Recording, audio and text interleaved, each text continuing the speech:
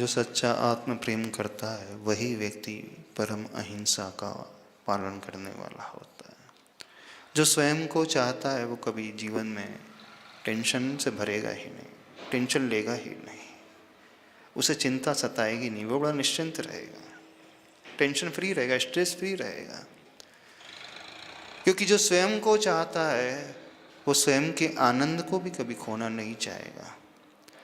स्वयं को प्रेम करना, स्वयं को चाहने का अर्थ है हमेशा हम वर्तमान में रहना सीखें, आनंद में रहना सीखें।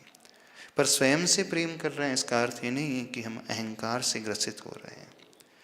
आत्म अहंकार तो व्यक्ति को अभिमानी बना देता है, वो दूसरों को तुच्छ देखने वाला बना देता है।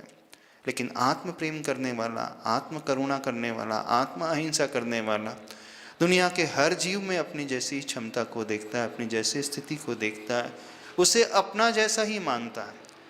आत्म अहम तो भेदभाव उत्पन्न करता है, ऊंच नीच की भेद भावना को पैदा करता है, और आत्म प्रेम सब जीवों में समानता की भावना को पैदा करता है।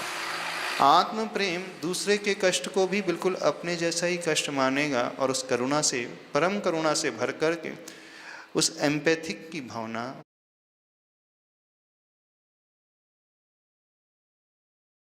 एम्पैथिक की भावना वाला हो जाएगा, यानी उसके कष्टों को दूर करने वाला हो जाएगा।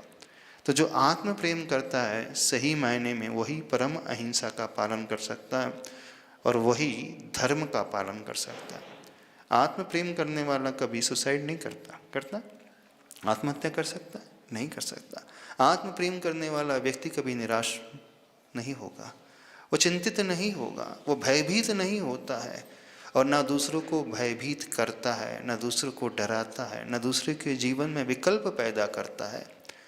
तो यदि आप आत्महत्या का विचार ला रहे हो अथवा टेंशन का विचार ला रहे हो, चिंता का विचार ला रहे हो, तो मानना आपने धर्म को समझा ही नहीं, आप सिर्फ दूसरों के प्रेम के पीछे पड़े हो, स्वयं को कुछ समझ ही नहीं रहे हो।